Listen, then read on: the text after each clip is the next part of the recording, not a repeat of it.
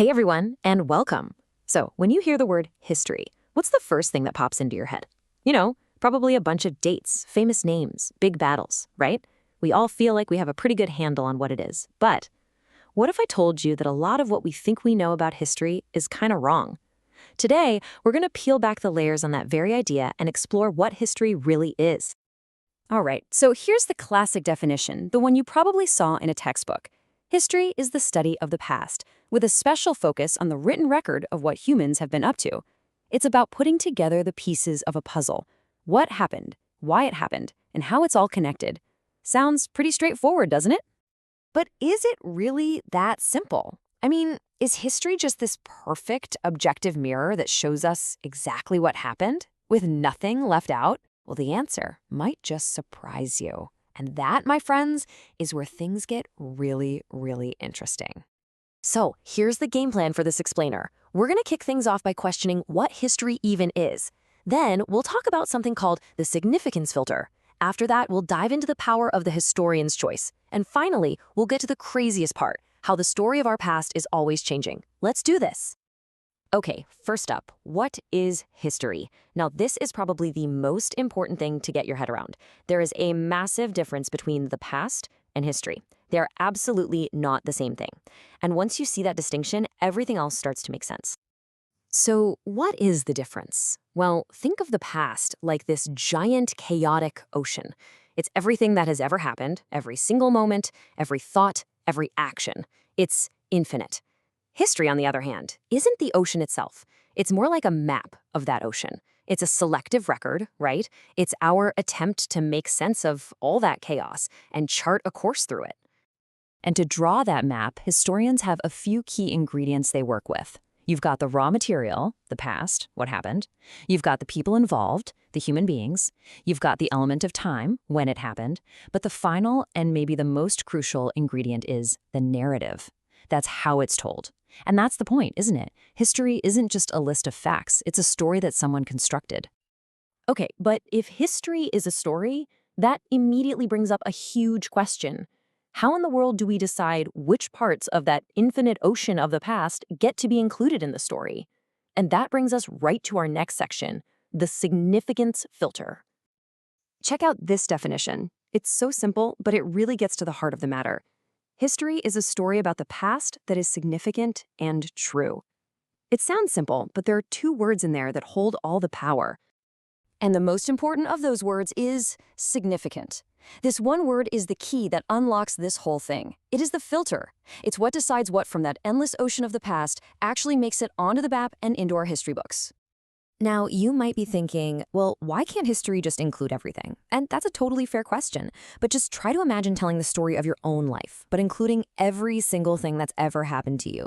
Every meal you've ever eaten, every time you tied your shoes, every dream you've ever had. It's impossible, right? You'd just be buried in details, and the real story would be completely lost. And that's exactly what history does. It simplifies. It has to. The whole point is to find the essence of an event. The most important parts of the story, while cutting away all the extra stuff. It's all about finding the signal in all that noise. So this leads us to a really critical point. If history is all about choosing what's significant, well then, who's doing the choosing? This brings us to the role of the historian, the person who is, in effect, the architect of the narrative. So yeah, who gets to decide what's significant? Who has the power to apply that filter to the past and shape the stories that we all learn and that we all remember? The answer, of course, is the historian. And that's a whole lot of power when you think about it. Let's just walk through how this works. Okay, so an event happens, it leaves behind some evidence, documents, artifacts, maybe some accounts from people who were there. The historian then kind of becomes a detective. They sift through all of that stuff and, using their own judgment, they decide what's significant. And only then is the story, the historical narrative that you and I read, actually written. You see, it's a process of interpretation, not just recording. But this choice isn't made in a vacuum. A historian is influenced by, well, a whole bunch of things. Their own personal worldview, their professional training, what their colleagues think, and, this is a big one, the values of the society they live in. In other words, a historian is never truly objective. They're always, always a product of their time. And that leads us to our final and maybe the most mind-bending part of this whole discussion, The idea that history itself isn't set in stone. It's a story that actually changes.